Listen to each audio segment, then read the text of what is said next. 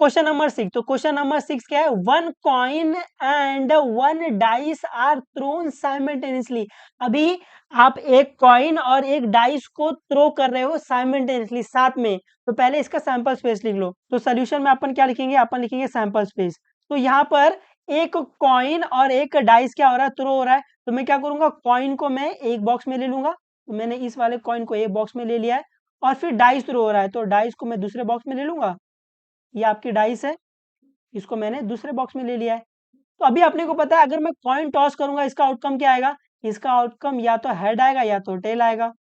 और अपने को ये भी पता है अगर मैं डाइस को थ्रो करूंगा तो इसका आउटकम क्या आएगा, इसका आउटकम 1 आएगा, 2 आएगा, 3 आएगा, 4 आएगा, 5 आएगा, या तो 6 आएगा, है ना। तो अभी इसका सैंपल स्पेस अपन बना सकते हैं, है ना। ये सैंपल स्पेस बनाना मैंने आपको सिखाया है। अगर दो चीजें साथ में हो रही है या फिर दो या दो से ज्यादा चीजें साथ में हो रही है तो आपको सैंपल स्पेस कैसे बनाना है, हमारा मेथड पीएमटी अफेयर।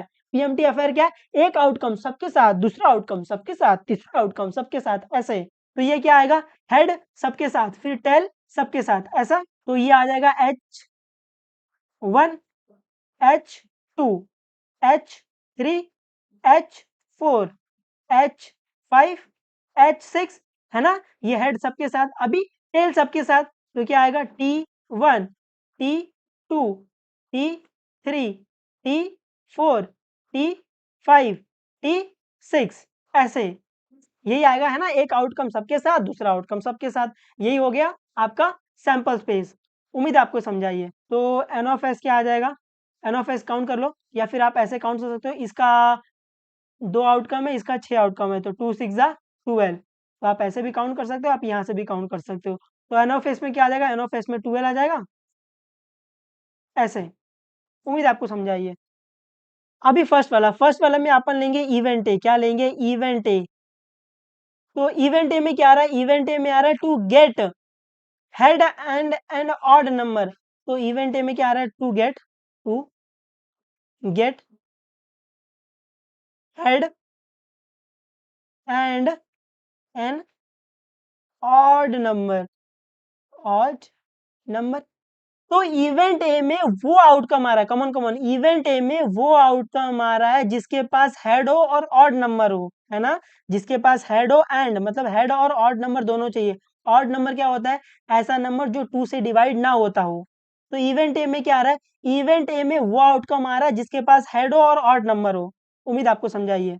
तो इवेंट ए में क्या आ जाएगा, देखो, इवेंट ए में ये हेड 1 आएगा, है ना, हेड है और ऑड नंबर है, तो H1 आ जाएगा, H1।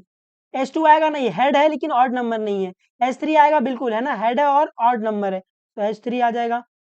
H4 आएगा, नहीं, हेड तो है लेकिन ऑड नंबर नहीं है। H5 आएगा, बिल्कुल, हेड है और ऑड नंबर भी है, तो ये H5 आ जाएगा। फिर H6, हेड तो है लेकिन ऑड नंबर नहीं है, तो सिर्फ H5 तक आएगा। अभी ये तो T वाला है ना, तो इसमें तो हेड है ही नहीं, तो ये तो आएगा ही नहीं, तो अपन ब्रैकेट को बंद कर देंगे। तो एन ऑफ ए में क्या आ जाएगा, एन ऑफ ए में कितना एलिमेंट आएगा, 1 2 3, तो एन ऑफ ए क्या आ जाएगा, 3। उम्मीद आपको समझाइए। इजी था ना, कतई, बस खाली आप जो इवेंट दिया है ना उसको समझो कि वो क्या बोल रहा है। इवेंट ए में क्या चाहिए था, हेड चाहिए था और ऑड नंबर चाहिए था। तो मैंने देखा कि कौन सा आउटकम है जिसमें हेड है और ऑड नंबर है, उसको अपन इवेंट ए में लिख दिया, फिर अपन ने एन ऑफ ए काउंट कर लिया है।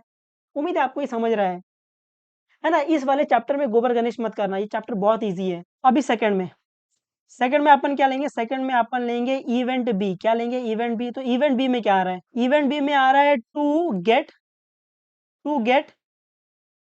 हेड और टेल, कमन कमन, हेड और tail and an even number, even. तो इवेंट बी में क्या आ रहा है, इवेंट बी में वो आउटकम आ रहा है जिसके पास हेड और टेल, हेड और टेल मतलब या तो हेड हो या तो टेल हो, है ना।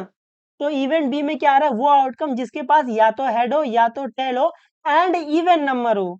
इवेंट बी में यहां से वो आउटकम आ रहा है जिनके पास या तो हेड हो या तो टेल हो एंड इवन नंबर हो। तो हेड और टेल में से कोई एक रहना चाहिए और इवन नंबर कंपलसरी रहना चाहिए।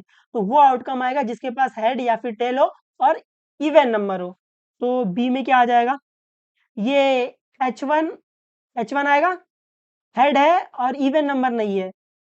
H2 आएगा, है ना, हेड है और इवन नंबर है तो H2 आ जाएगा, है ना। अपने को हेड या फिर टेल चाहिए और साथ में इवन नंबर चाहिए। H3 आएगा नहीं, ये क्योंकि इवन नंबर नहीं है। H4 आएगा बिल्कुल, है ना, हेड है और इवन नंबर है, H4 आ जाएगा। H5 आएगा नहीं, हेड और ऑड नंबर है, अपने को इवन नंबर चाहिए। H6 आएगा बिल्कुल, है ना, हेड और इवन नंबर है।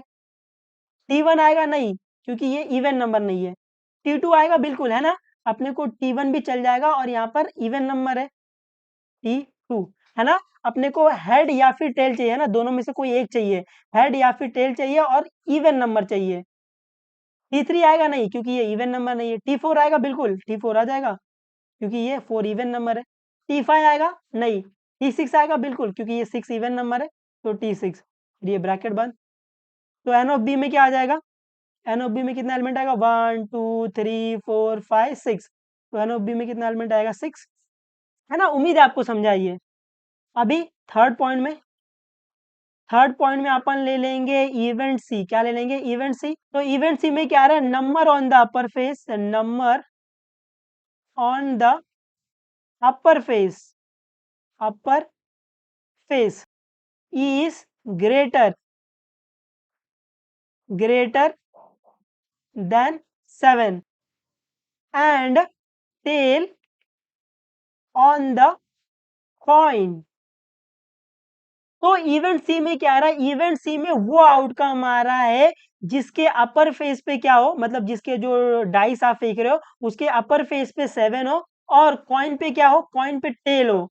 तो आप देखोगे कि अपर फेस पे 7 चाहिए, तो आप यहाँ पे देखोगे कि आपके डाइस में 6 ही नंबर रहते हैं, तो ये 7 तो आएगा ही नहीं, है ना। तो ग्रेटर देन 7 की तो बात ही नहीं उठती है। तो यहाँ पे आपको देख रहे हो, ऐसा आपको कोई आउटकम नहीं मिलेगा जिसके अपर फेस पे 7 से ज्यादा नंबर हो। यहाँ पे 6 तक ही है, तो इवेंट सी में क्या आएगा, कुछ नहीं आएगा।